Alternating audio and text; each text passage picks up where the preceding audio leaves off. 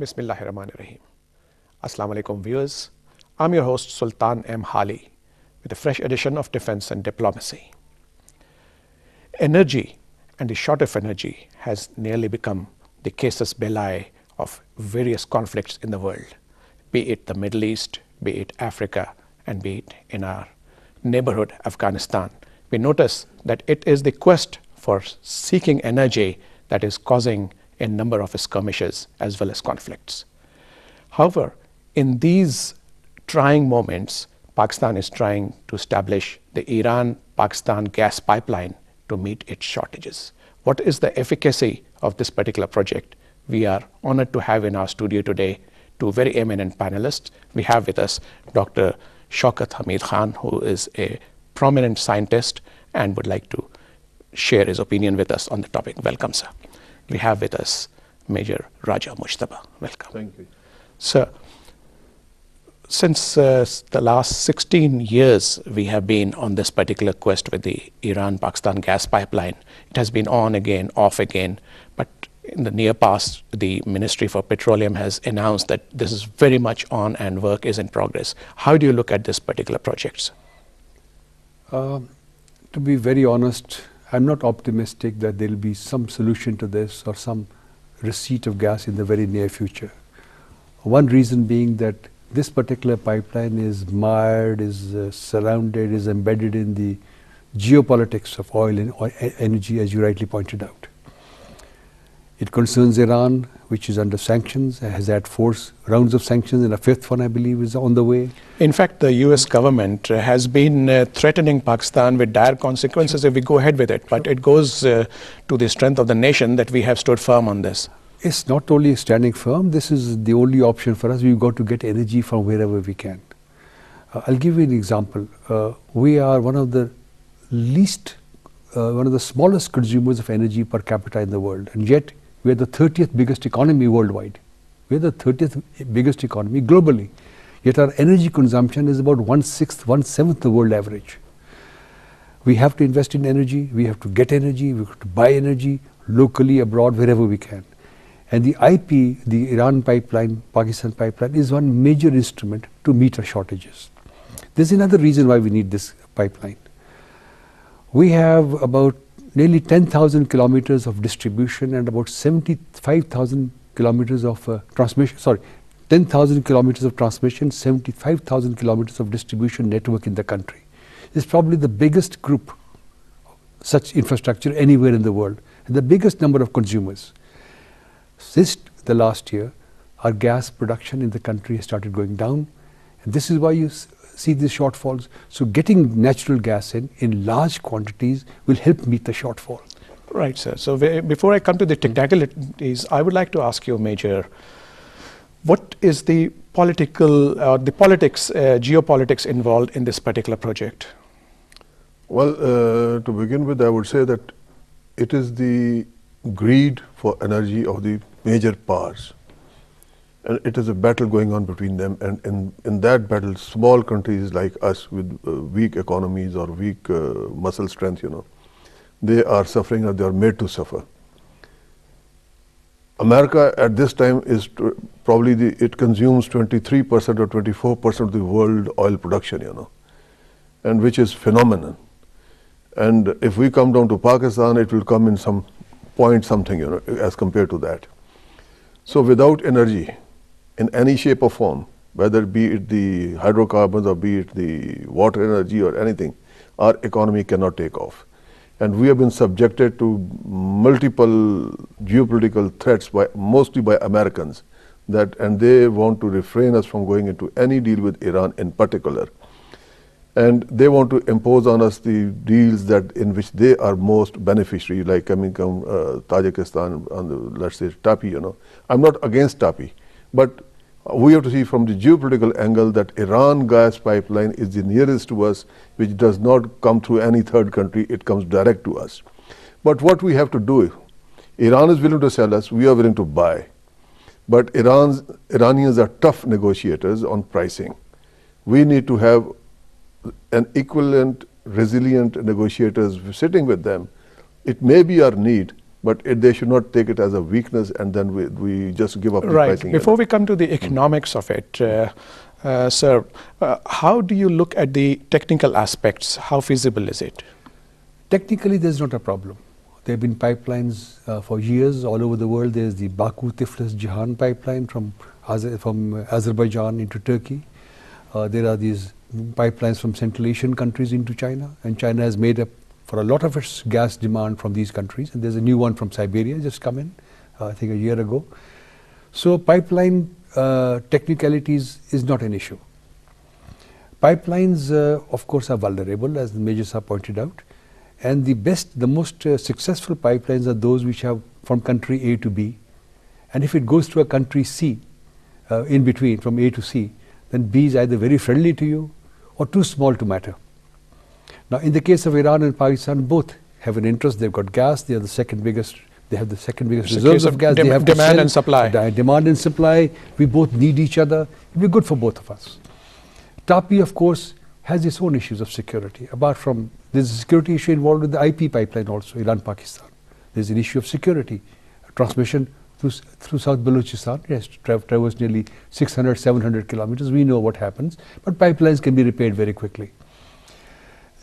I'd like to invite your attention to something else. Why do we want the IP pipeline? We need it for our energy security, available, affordable energy. And Major Sahab rightly pointed out that the Iranians are very hard negotiators. The price that we might get from them, what is at the moment is what they're quoting right now. What they're quoting, or where the dispute is about $11 plus at our border. So we add another $1 or so. And this will be 3 times the price at which we produce our gas. Are we prepared to pay the price? Are we prepared to pay an increase of 3 times for gas usage, gas consumption? We've got to do many things. IP is only going to be one instrument. It's very nice that we have CNG stations and for automobiles. We are the biggest, more than 2.2 million vehicle users in the world. We're the number one in this category. But hold on. The priority should come for industry. The priority should go for fertilizer, for domestic usage. There is an alternative to CNG, that is gasoline. And I think the minister yesterday, although it was a very controversial statement, or in the sense invited a lot of controversy and heated arguments, but he was right that we should in fact close down the CNG stations. Give them a time, certain period. At least in the winter we should close them down. Even in the summer we should close them down. Back in 2006-07 in the Planning Commission we had a briefing and we discovered that all the gas which came online the previous 4 or 5 years went into feeding the CNG stations. It wasn't available for industry or for fertilizers or for domestic consumption. So CNG is very nice, but after a time I think, so it was decided there and then we've got to discourage CNG stations, and I think it's about time we took a decision. In fact, the decision should be, the debate was going on, that for domestic transportation use, it should be totally stopped, and if CNG has to be used, it should be only for subsidizing public transport to help out the people. There I agree with you. Certainly this will have a good ecological footprint also. But even there I think we work out our priorities. Public transport certainly, private transport no. Right. So Major Raja Mujtaba, how do you look at India? Initially this was IPI, India was part of it. At what stage did India drop out of it, and what were the compulsions? You see, India is in a game to become a global power, a global player. And for that, it's rubbing its shoulders with America. So it will not displease America at any stage when it is in that sort of a takeoff stage, So Americans, they took away the last eye from this pipeline and substituted them with their nuclear energy instead, So they met their needs. So, and maybe at much cheaper cost. So India is out of this for that reason, and India will not try to annoy America for any reason at this time because of multiple factors and the geopolitics going on in the region. So it is purely between India, Iran and Pakistan. The best alternative that we have is that if we can bring in China into play. With China coming into play, we'll have an initial negotiator on behalf of Pakistan. But Dr. Shaukat was just mentioning, China already has a number of alternate routes. Why should it be interested in this I would one? say because China is a growing economy, it is a fast expanding economy, their industrial base, etc. So any amount of gas that they would get, they would take it. So they would not refuse it from that angle, because naturally if one source is being denied or being delayed for them, they'll open up the other avenues. China has not delayed its economy on that account. So it is we only in Pakistan that we have two options to us: either we come through Iran or we come through TAPI. And TAPI, because of Afghanistan situation, is not suitable to us. Although I don't deny taking TAPI, we must take it, but the present geopolitical situation going on in Afghanistan will not make it that secure. As Dr. Shaukat said, that we are passing through Balochistan, and Balochistan is a troubled area. The other day, Ataullah Mengal made a statement and he was hitting back at the army, Punjabi army, thing like that. So these things, these notions have to be killed, because army has never been deployed there on account of, on its own desire. It has always been a political decision. So the politicians of the country, no matter it is A, B, C or D party, they have got to talk to the Baloch political leadership and bring them on board onto this thing. So anything which passes through Balochistan is going to generate economy of Balochistan, and they are going to benefit from it. Right. So Dr. Shaukat, the Major Mujtaba just mentioned TAPI. So how would you compare both these projects vis-a-vis, which is more efficacious? Both will cost about the same, about $7.5 billion each to build the pipelines. TAPI, of course, is a 4-country system. Iran pipeline has the advantage, Iran-Pakistan pipeline, there's only just 2 countries, Iran and Pakistan. And probably the problem of Afghanistan being in a state of turmoil. A state of turmoil, and passing either through Herat or coming through Mazar-e-Sharif. I mean, or you can bypass the Salang tunnel, but even then, I would be very uncomfortable with our gas lines coming from TAPI. There's another problem with the TAPI system. The Turkmens supplied gas to Iran. And you remember 2-3 years ago, there were some major problems in northern Iran, because people dependent on Turkmen gas, they shut it off in the winter. And people actually died. Oh God. And here now the sticking point, and Pakistan is trying very hard, arguing very hard against this, is the Turkmenistan government wants the maintenance to be done in the winter period, when this is a peak demand in Pakistan. So that's bad for Pakistan. We have recommended, why don't you do this in the summer? So all these, ultimately, you are vulnerable if you do not control your own energy resources. So this means, and I want to invite your attention to the fact that although we have a very good, let's say, discovery to drilling ratio, about for every 3.6 wells drilled, we get oil or gas or condensate, but we drill only 50-60 wells a year.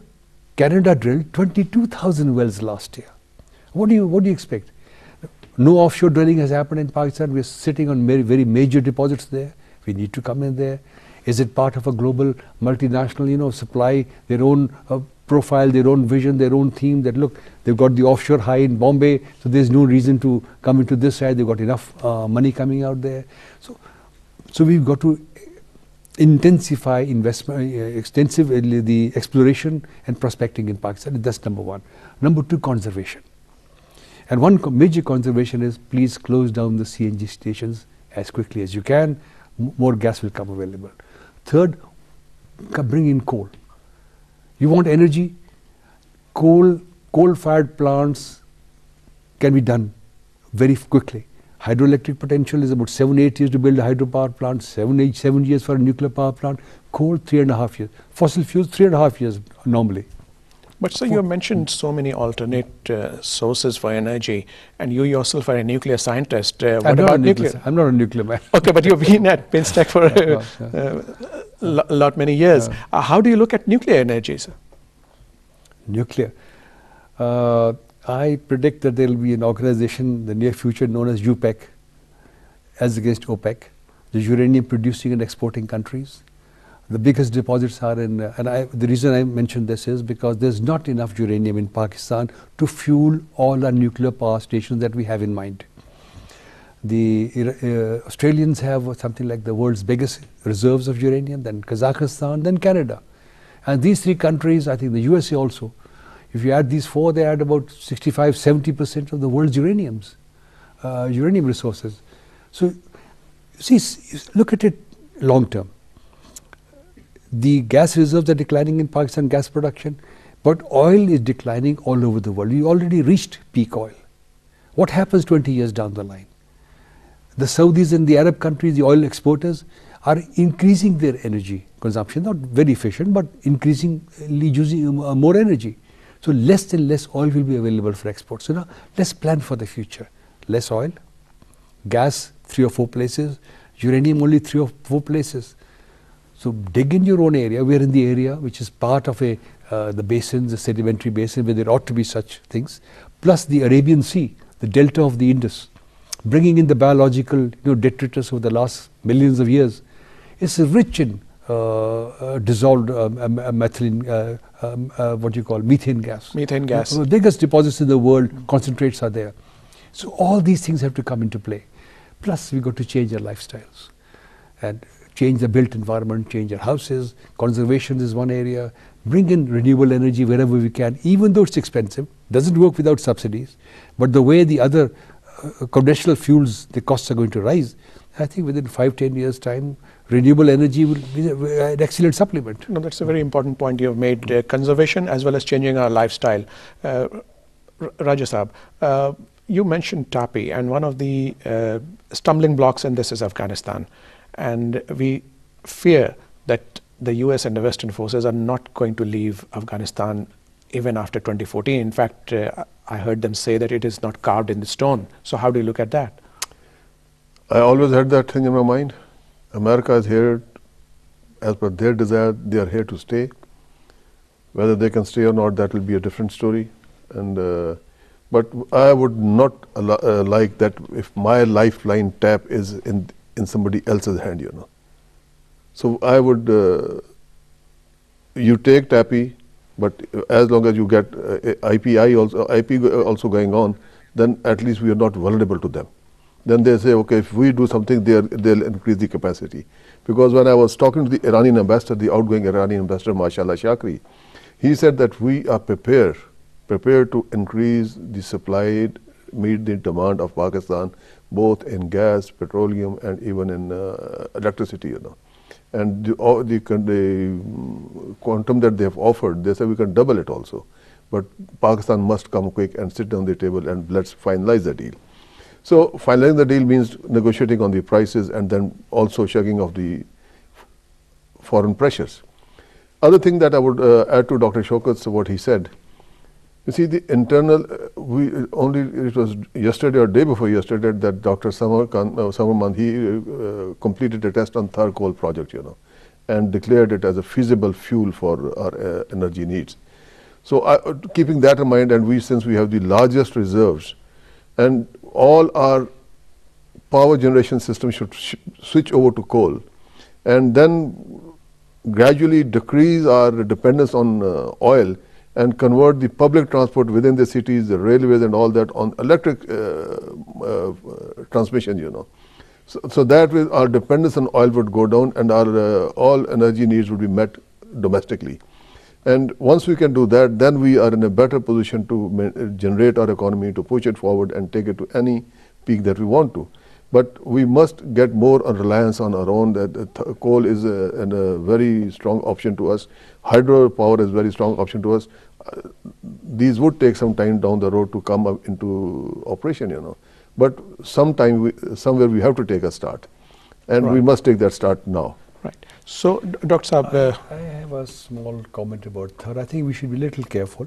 Certainly the Thar lignite that we have can be exploited. But let's do the homework first. Let's do some R&D, small pilot projects, and not make exaggerated, claims, projections and estimates and so on. The Planning Commission and the Coal Mining Authority there, you can also do this, just do open surface mining, and you can pick out coal and do that. Coal should enter our economy, no doubt. But when it comes to efficiencies of power generation or conservation, and I'd like to come to that very quickly, very briefly. In fact, we are running short of time, so make this your last comments. Would be that, look, our thermal generation plants We need to bring in, this is where solar energy can help. We can combine thermal fossil fuel plants, and when there's a steam cycle goes up, superheated steam comes down, then you got to reheat all over again. You can take it out, take a loop out, use it with solar energy, solar thermal, and push it back. You can save about 25 to 30% of your fossil fuels, oil and gas, for such thermal power plant. This is one option we should combine. And solar energy is a lot of it available in the south of Pakistan. Secondly, what about wind powers? Nature has endowed us abundantly. Wind is very nice when it's available, but wind is something you cannot predict more than 1 hour in advance. It's intermittent, and wind, I wish we were a little more near the tropics. There are theoretically 50,000 megawatts possible in Gharo, but this can only be a supplement. It's not a 24/7. For 24/7, 24 hours, 7 days a week generation, fossil fuels, nuclear power are the only ones that can give you this. So your closing comments, sir? Closing comments: be prepared to do it yourself. Investments locally, conservation, and go for IP as well as TAPI in spite of the problem. You've got to bridge this period, 10 or 15 years. Look, this is a problem of 30 years for the whole world. And for Pakistan is especially acute. So new forms of energy have to be discovered.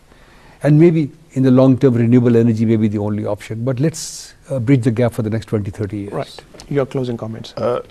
What Dr. Shaukat said, just to add to that, for Tharkwal, they've already planned a pilot project of 100 megawatts. So that is going to be a test case. Okay. Once that becomes feasible. Your closing comments and about the IP. About my closing comments, that we must go for IP, we must sit down with the Iranians, we must negotiate, and we must negotiate to our advantage. And sir, one quick comment. With the Iranian Nabucco project not going through Iran to Turkey to Europe, that not likely to happen. So Iranians may also need to sell their gas. So maybe we can bring the price down. So maybe the economics will drive this particular bargain.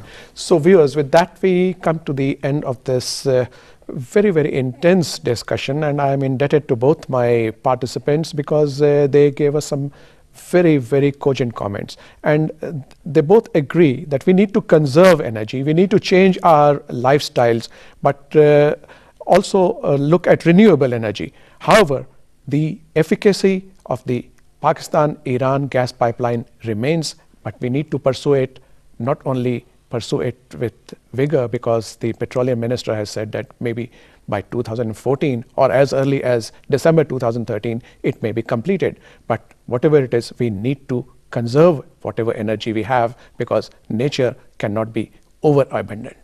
Thank you very much, Dr. Shaukat. Thank you very much, Major. Thank you. And viewers, keep sending us your comments and look forward to another program next week, inshallah. Allah Hafiz.